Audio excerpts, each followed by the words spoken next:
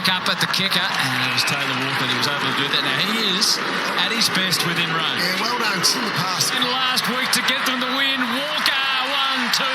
Not paid, doesn't matter. Taylor Walker kicks his first.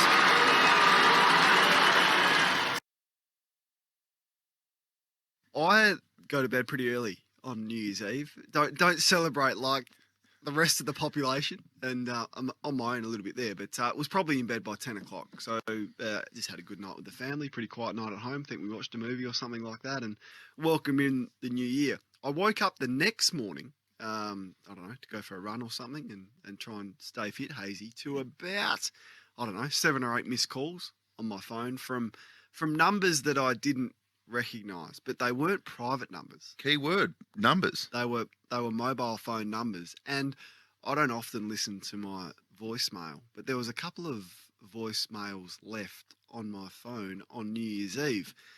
Here is one of them. Kane, mate, I've heard you're on the coast there fighting the fires. I'm part of the troop as well. I've heard feedback from some of the boys that you're not pulling weight. Your week has water, mate, and they need more water.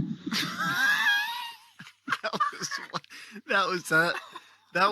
I feel like we shouldn't be laughing at the firefighter situation. Clearly, they're taking the mickey out of that a little bit. You can hear someone in the background who we had to beep it out there because he used a pretty strong word in the background. So, what's the one thing, Hazy? You're a bit of a ratbag. You're a bit of a scallywag from way back. I can tell you've done some things with your siblings and your friends back in the day. If you're going to make a prank call, what's the number one rule? Well, number one rule when you're calling your exes, you've always got to put, I'm just kidding, I used to do that. But back in the day when, yes, potentially you make a few prank calls, the number one thing, you go into the settings of your Nokia 5110 and you flick it over to private number, and then to follow it up when you're with your mate, you test it. You call him, you go, just let me know, is that coming up private number? That is what you do. All right, sweet. Now I'm going to call the coach and give him a spray. That is what you do. Well, these clowns from Broken Hill, I can say pretty confidently that they're from Broken Hill, did not do that. And they left their mobile number in full display. Now, most people would let it go, have a bit of a laugh about that voicemail and let it go. Not me, though. So the first thing I did is I returned the call from a private number this time, put my phone on private, and rang this bloke back. Now, did you get an answer? I didn't get an answer, but what I did get was his voicemail.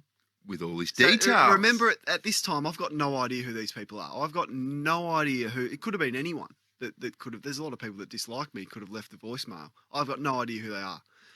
Anyway, it goes through to his voicemail. It says, "G'day," something like the lines of, "G'day, it's Matt Garrick here. Please leave your name and your number." I thought, oh, there's one clue. There was another missed call that I had from another bloke by the name of Blake. And it also went through to his voicemail. It said, "G'day, you've called Blake. Leave a message." So I've got two names now. I've got Matt Garrick. I've got Blake. So what do? I put in Matt Garrick on Instagram. And his Instagram profile comes up. I look at his Instagram story and I see that on New Year's Eve, Matt Garrick is hanging out with Taylor Walker and a bloke called Blake. And I'm starting to put the dots together, Hazy. What are you insinuating? I'm putting the dots together that Matt Garrick is, in fact, on further evidence, a very, very good mate of Taylor Walker. And by chance, the voice that you hear in the background, which we've had to beep out, is, in fact, the former skipper of the Adelaide Football Club, Taylor Walker.